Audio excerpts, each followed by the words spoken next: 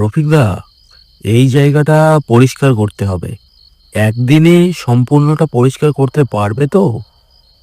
একদিনে পুরো কাজটা করা সম্ভব হবে না হয়তো, তবে চেষ্টা করব আমি। আচ্ছা বেশ, এই জঙ্গল ও কলা গাছগুলো সব কেটে দিও। এই জায়গাটিতে আমি কয়েকটা দোকান বানাবো, বুঝলে? ঠিক আছে নিতাইদা, আপনি কোনো চিন্তা করবেন না। আমি কিছুদিনের মধ্যে আপনার কাজটি শুরু করে দেব। আচ্ছা বেশ, তাহলে তুমি কাজ শুরু করে দিও। আর কিছু যদি দরকার হয় আমাকে জানাবে। হ্যাঁ হ্যাঁ হ্যাঁ হ্যাঁ, ঠিক আছে ঠিক আছে নিতাইদা, ঠিক আছে।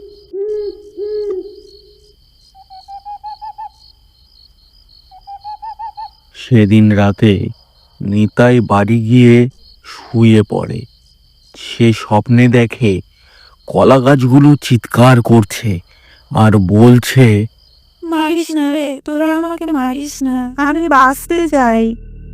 মারিস না রে, তোরা আমাকে মারিস না, আমি বাঁচতে চাই। এ এ এ আমি কি স্বপ্ন দেখলাম? কলা গাছ চিৎকার করছে। হুম, সে তো শুধু স্বপ্ন, শুধু শুধু চিন্তা করছি আমি।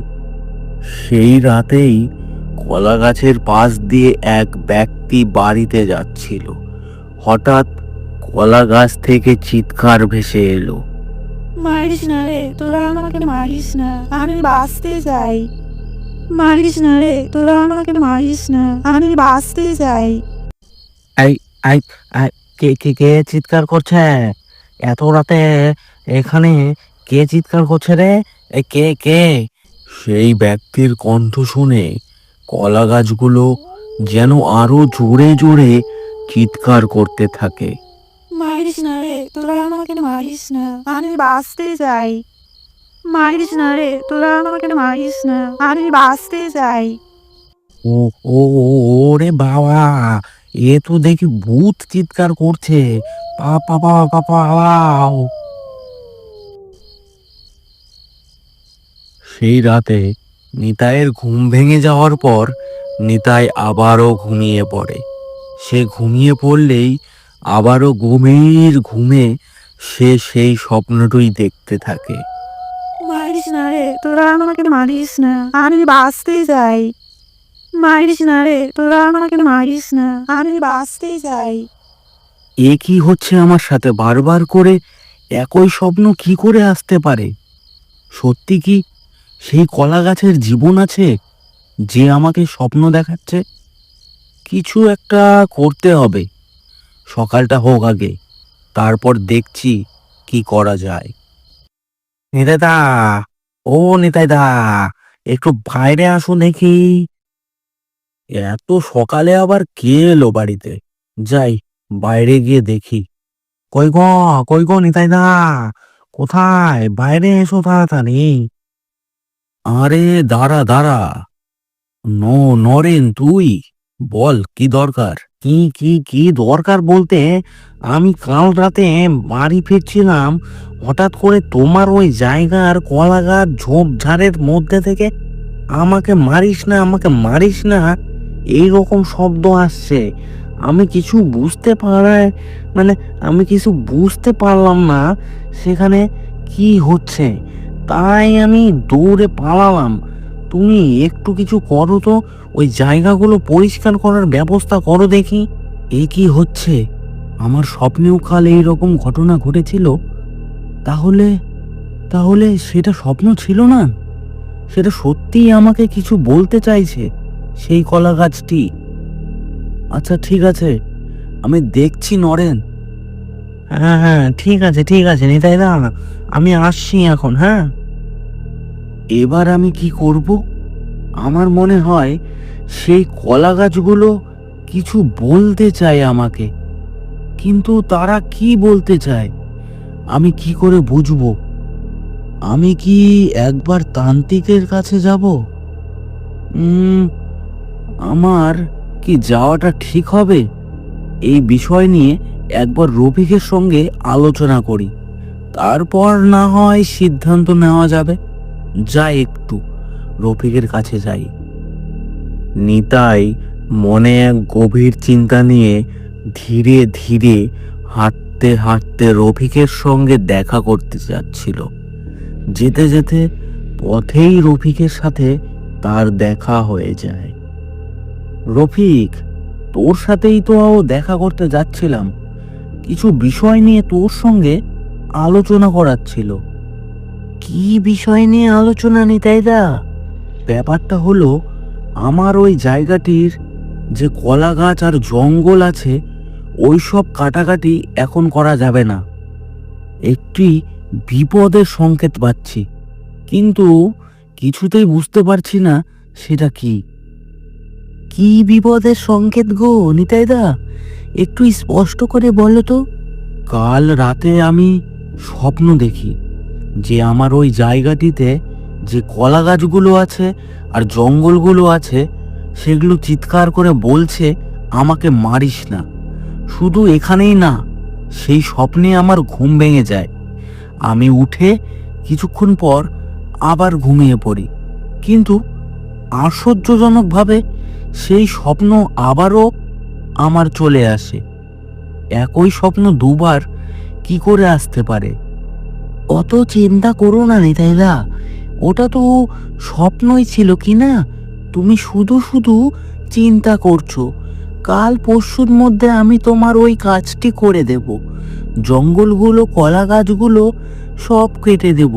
তুমি ওই সব চিন্তা করো না তো। আরে না রফিক, সেখানেই থেমে থাকেনি। সকালে নরেন আমার বাড়ি এসেছিল। নরেন বলে কাল রাতে সে যখন বাড়ি ফিরছিল তখন সেও নাকি কলা গাছ থেকে শব্দ পায়। তাকে কলা গাছগুলো নাকি বলছে আমাকে মারিস না, ছেড়ে দে। ওই জন্যই তোর সঙ্গে দেখা করার সিদ্ধান্ত নিলাম আমি। আমার স্বপ্নের কথা একবারের জন্য হলেও ভুলে যা, কিন্তু নরেনের কথাগুলো তো ভোলার মতো না রে। আমি যে স্বপ্ন দেখেছি সে কি করে সেইগুলো জানলো? তার সঙ্গে তো এটা সত্যি ঘটেছে। হয়তো খোলা গাছগুলো কিছু বলতে চায়। তাহলে এবার কি করা যায় নিতাইদা? কিছু একটা বুদ্ধি বের করো, না হলে তোমার কাজটা যে আটকে যাবে। হ্যাঁ, সেটাই ভাবছি, কিছু একটা করতে হবে। আমি বলি রফিক, ওই তান্ত্রিকের কাছে একবার গেলে কেমন হয়? কারণ এসব ঘটনা কি জন্য ঘটছে হয়তো তার কাছে গেলে জানতে পারবো। সে যাওয়াই যায়, কিন্তু আচ্ছা চলো, আমিও যাচ্ছি তোমার সাথে। বেশ বেশ, চল তাহলে রফিক, তান্ত্রিকের কাছে যাওয়া যাক। তখনই তারা দুইজন তান্ত্রিকের কাছে যাওয়ার জন্য রওনা হয়। তান্ত্রিক যেখানে থাকে সেটা বেশ দূর।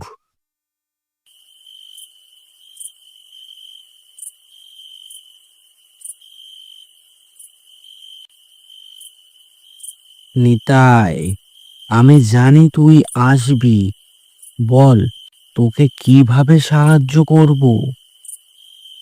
আপনি তো সবই জানেন তান্ত্রিক মশাই, তাও আমি আপনাকে বলছি। আমার ওই জমিটি থেকে কলা গাছগুলো চিৎকার করছে, বলছে আমাকে বাঁচাও, আমাকে কেউ মেরো না। সেটা আমি স্বপ্নে দেখেছি। আবার নরেন নামে এক ব্যক্তি নিজের কানে শুনেছে যে কলা গাছগুলো কথা বলছে, চিৎকার করছে। সেটা কি কারণে হচ্ছে সেটা জানার জন্যই আপনার কাছে এলাম। আপনি দয়া করে আমাদের সাহায্য করুন। সেটা কি কারণে হচ্ছে, কেন হচ্ছে, এই সবের তুই কিছুই জানিস না। আমাকে সেই কলা গাছগুলোর কাছে যেতে হবে, তাদের ইচ্ছে আমাকে জানতে হবে। তারপরে না হয় বলা যেতে পারে কি করা যাবে। চল, আমাকে নিয়ে চল সেই কলা গাছগুলোর কাছে। তান্ত্রিককে সাথে নিয়ে নিতাই ও রফিক সেই কলা গাছগুলো যেখানে আছে সেই জায়গাটিতে নিয়ে যেতে লাগলো। রাস্তা ছিল বেশ খানিকটা দূর, তাই তাদের পৌঁছতে পৌঁছতে গভীর রাত হয়ে যায়। সেই কলা গাছগুলোর কাছে পৌঁছতেই তাদের তিনজনার কানে ভেসে আসে সেই কলা গাছের চিৎকার। মারিস না রে, তোরা আমাকে মারিস না, আমি বাঁচতে চাই। মারিস না রে, তোরা আমাকে মারিস না, আমি বাঁচতে চাই। তান্ত্রিক মশাই, শুনুন সেই কলা গাছগুলোর চিৎকার। আমি নিজেও প্রথমবার সামনে থেকে এদের চিৎকার শুনছি। ভয় পাস না নিতাই, এই কলা গাছগুলোর ইচ্ছে জানতে হবে আমাকে। তোরা এখানেই দাঁড়া, আমি গিয়ে দেখি কি ব্যাপার। তান্ত্রিক ধীরে ধীরে সেই কলা গাছগুলোর কাছে যায়। কলা গাছগুলোর কাছে যেতেই তান্ত্রিক কিছু একটা গাছগুলোর উপরে দেয়। কিছুক্ষণ কলা গাছের সামনে তান্ত্রিক একভাবে দাঁড়িয়ে থাকে এবং কলা গাছগুলোর দিকে তাকিয়ে থাকে।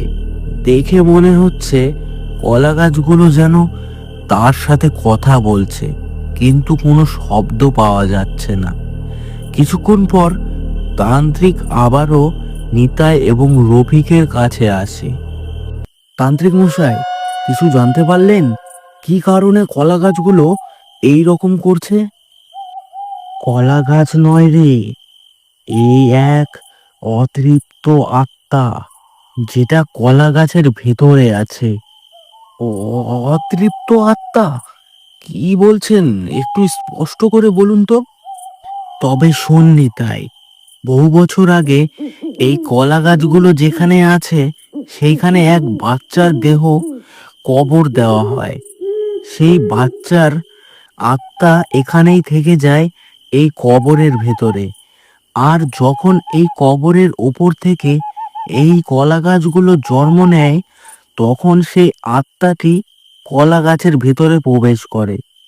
আর তুই এই কলা গাছগুলো কাটতে চাইছিস, তাই সে আর্তনাদ করে চিৎকার করছে। তাহলে তাহলে কি করা যায় তান্ত্রিক মশাই?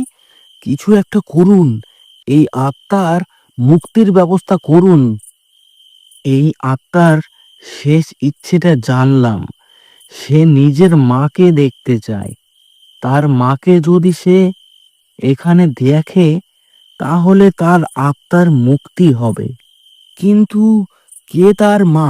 আমরা তো কিছুই জানি না, কি করে তাকে খুঁজবো? তার মা পাশের গ্রামে থাকে, তার মায়ের নাম রেনু। এখন অবশ্য তিনি বৃদ্ধা, তাই তাকে সবাই রেনু বুড়ি বলে ডাকে। তুই পাশের গ্রামে গিয়ে রেনু বুড়ি নামে সেই বৃদ্ধাকে নিয়ে আয়। ঠিক আছে তান্ত্রিক মশাই, আমরা এক্ষুনি বের হচ্ছি। যা, নিয়ে আয়, আমি এখানেই আছি। এখানে কিছু কাজ আছে, সেইগুলো সম্পন্ন করে নিই আমি।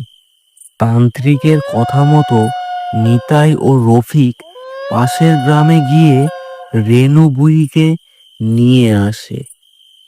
তান্ত্রিক মশাই, এই যে রেনু বুড়িকে এনেছি আমরা। আপনার ছোট মেয়েকে এখানেই কবর দিয়েছিলেন, মনে পড়ে আপনার? হ্যাঁ বাবা, মনে পড়বে না? এইখানেই তো আমার সেই মেয়েটাকে কবর দিয়েছিলাম। আপনার মেয়ের আত্মা এখনো শান্তি পায়নি। তার ইচ্ছে সে আপনাকে দেখবে, তারপরেই তার আত্মার শান্তি হবে। আসুন, আমার সাথে আসুন। রেনু বুড়িকে নিয়ে তান্ত্রিক সেই কলা গাছগুলোর কাছে যায়। মুহূর্তের মধ্যে একটি ছায়া সেই কলা গাছ থেকে বাইরে আসে আর বলে, আমার ইচ্ছে পূরণ হয়েছে মা, আমি তোমাকে দেখতে চেয়েছিলাম, আমার আত্মার মুক্তি হলো মা। এই বলে সেই ছায়াটি বাতাসে মিলিয়ে যায়। তো কেমন লাগলো আজকের এই কলা গাছের কান্না গল্পটি? কমেন্ট করে জানিয়ে দিন। চ্যানেলে নতুন হলে অবশ্যই চ্যানেলটি সাবস্ক্রাইব করুন। ধন্যবাদ।